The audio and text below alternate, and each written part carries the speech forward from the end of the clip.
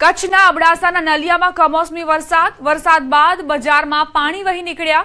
હવામાન વિભાગ દ્વારા 2 દિવસની વરસાદની આગાહી કરવામાં આવી છે। સતત કમોસમી વરસાદના કારણે જિલ્લામાં ખેતીના પાકને નુકસાન થઈ રહ્યું છે।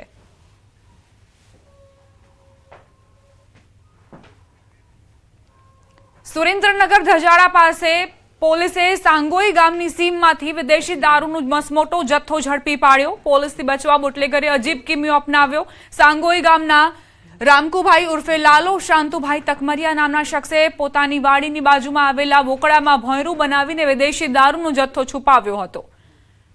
પોલીસે વોકળા પરથી માટી હટાવતા પોલીસ પણ ચોંકી ઉઠી। ભોંયરામાંથી વિદેશી દારૂની નાની મોટી કુલ 13,950 બોટલ મળી આવી, જેની બજાર કિંમત ₹42 લાખથી વધુ થઈ છે। બુટલેગર વિરુદ્ધ ધજાડા પોલીસ મથકે ગુનો નોંધી તપાસ શરૂ કરી છે।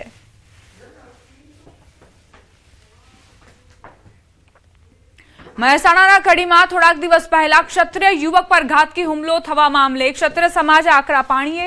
આ અંગે 25 દિવસ વીત્યા હોવા છતાં કોઈ નક્કર કાર્યવાહી ન થતા આરોપીઓને કેમ છાવરવામાં આવી રહ્યા છે તેવા આરોપ સાથે ક્ષત્રિય સમાજના આગેવાનોએ રેલી યોજી મહેસાણા કલેક્ટરને આવેદનપત્ર પાઠવવામાં આવ્યું। બીજી તરફ કોંગ્રેસના પૂર્વ ધારાસભ્ય બળદેવજી ઠાકોર અને આગેવાન અભિજીતસિંહ બારડે પોલીસની કામગીરી અને રાજકીય દબાણ અંગે ગંભીર સવાલ ઉઠાવ્યા।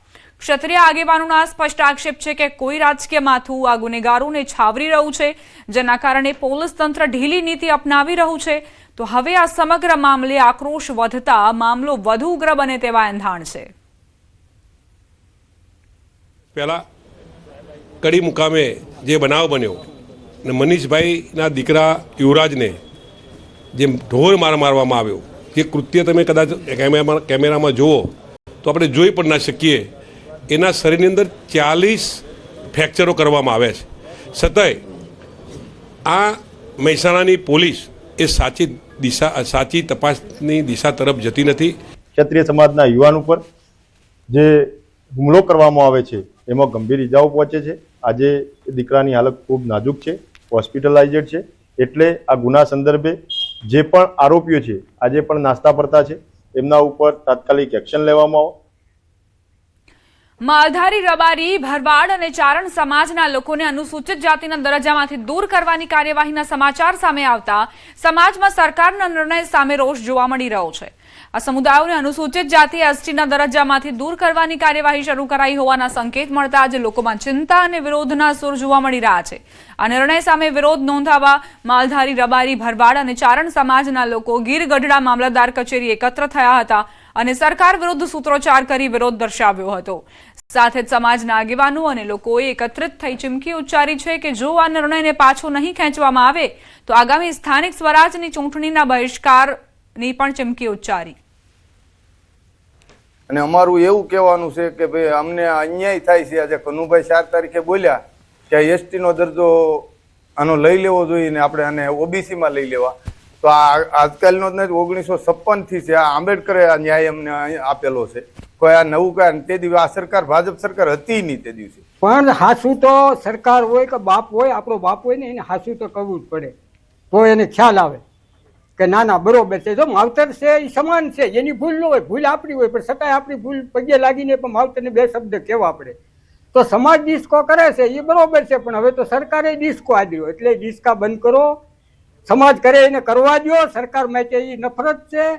પછી 1956 કહો ને, 1956 તો હું 3 દુનિયામાંથી કાઢીને બતાવું, એવા તો 3 સપન વિયા ગયા, હૈકાના હૈકા વિયા ગયા। ભાજપ સરકારની જે નીતિ અને રીતિ, જે સમાજ માલધારી સમાજ પ્રત્યે જે એને જે કઈ આ વલણ અપનાવ્યું છે કનુભાઈ દેસાઈ દ્વારા, એ કહેવામાં આવ્યું કે આ સમાજને એસટીના પ્રમાણપત્રો રદ કરવામાં આવે, પણ અમારા મૂળભૂત અધિકારો છે સારણ, રબારી અને ભરવાડ, આજે અમે 400 થી 500 માણસ અત્રે ઉપસ્થિત થયા છે। ગીરગઢડા મામલતદાર કચેરીએ આવેદનપત્ર આપવામાં આવ્યું છે। મુખ્યમંત્રી ભૂપેન્દ્ર પટેલે તાપીના 136 ગામો માટે ₹962 કરોડની ઉદ્વહન સિંચાઈ યોજનાનું લોકાર્પણ કર્યું, જેના થકી ઉચ્છલ સહિતના અન્ય વિસ્તારોમાં 28,000 હેક્ટર જમીનમાં ખેડૂતોને સિંચાઈનો લાભ મળી રહેશે, જેના કારણે ખેડૂતોમાં ખુશીનો માહોલ છે। ઉચ્છલ તાલુકાના બાબરઘાટ ખાતે આયોજિત આ કાર્યક્રમમાં કેબિનેટ મંત્રી નરેશ પટેલ, રાજ્યમંત્રી ઈશ્વરસિંહ પટેલ અને ડોક્ટર જયરામ ગામિત ઉપસ્થિત રહ્યા। આ સાથે જ રૂપિયા 651.37 કરોડના ખર્ચે સાકાર થઈ રહેલી બોરી સાવર યોજના, જેના દ્વારા સોનગઢ અને વ્યારા તાલુકાના 29 ગામોની 8000 હેક્ટરથી વધુ જમીન પણ સિંચાઈ સુવિધાથી સજ્જ થશે. આ યોજના ખેડૂતો માટે આશીર્વાદરૂપ થશે. ત્યારે અમારા સિંચાઈ મંત્રીશ્રીએ કહ્યું છે કે બોરી શાવર યોજના જે બની રહી છે, જેનું ભૂમિપૂજન થયું છે, એમાં 29 ગામો બીજા પણ જોડાય છે. તો આ યોજનાના કારણે ખૂબ મોટો ફાયદો થવાનો. આ પાણી ખેતીનું મળશે, ભલે નાની મોટી જમીન હશે પણ સ્થાયી થશે ખેડૂત અમારો. 12 માસ બીજી જગ્યાએ કામ પર જતા હતા, હમણાં પાણી મળેલું છે એટલે 12 માસ ખેતી કરીએ. હેડી લગાવું, ભાત કરું, જુઓ કોઈ બી જે પકાવે મકાઈ કરું. વડોદરાના પાદરા તાલુકાના મુજપુર ગંભીરા બ્રિજને લઈને મહત્વપૂર્ણ સમાચાર સામે આવ્યા. છેલ્લા 8 મહિનાથી બંધ રહેલો આ બ્રિજ હવે 1 તારીખે ફરી શરૂ થવા જઈ રહ્યો છે, જેનાથી સ્થાનિક લોકોને મોટી રાહત મળશે. માર્ગ અને મકાન વિભાગ દ્વારા બ્રિજ પર સ્ટીલનું માળખું તૈયાર કરવામાં આવ્યું છે અને 1 તારીખે ટ્રાયલ પણ હાથ ધરવામાં આવશે. શરૂઆતમાં આ બ્રિજનો ઉપયોગ માત્ર 2 વ્હીલર અને પગપાળા જતા લોકો માટે જ કરવામાં આવશે, જ્યારે મોટા વાહનોના પ્રવેશ પર પ્રતિબંધ રહેશે. સુરક્ષાને ધ્યાનમાં રાખીને બ્રિજ પર રોડ સેફટી ગાર્ડ રેલ પણ લગાવવામાં આવ્યા છે.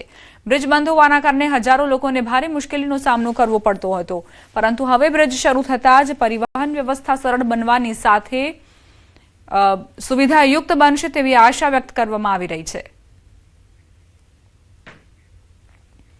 થરાદના જામપુર ગામથી વાલીઓ માટે ચેતવણીરૂપ કિસ્સો સામે આવ્યો. ભૂલથી ઝેરી દવા ખાઈ જતા 2 માસૂમ બાળકોના મોત. 5 વર્ષની બાળકી અને 3 વર્ષના બાળકનું મોત નીપજ્યું. ખેતીકામના ઉપયોગ માટે નિંદામણની દવા ઘરમાં પડી હતી. પરિવારના સભ્યો ખેતીકામમાં વ્યસ્ત હતા તે દરમિયાન ઘરે આ ઘટના બની. રમતા રમતા માસૂમ બાળકોએ ઝેરી દવા ખાઈ લીધી.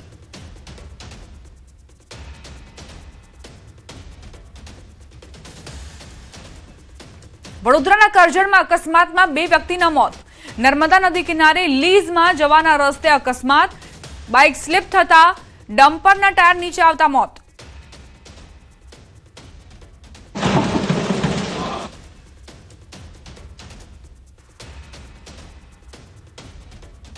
इनकी परेशानी नक्सलियों द्वारा किया गया उनको अन्याय और उनके भविष्य को अंधेरे में घेरने वाली ये पूरी व्यवस्था एक बार देश की सबसे बड़ी पंचायत हमारी संसद में उजागर हो और पूरी दुनिया उसको जाने. मगर लंबे समय तक इसको मौका नहीं दिया गया और मुझे इस बात का भी बहुत खुशी है कि देश और हम सब के लिए घटनाक्रम जो 1970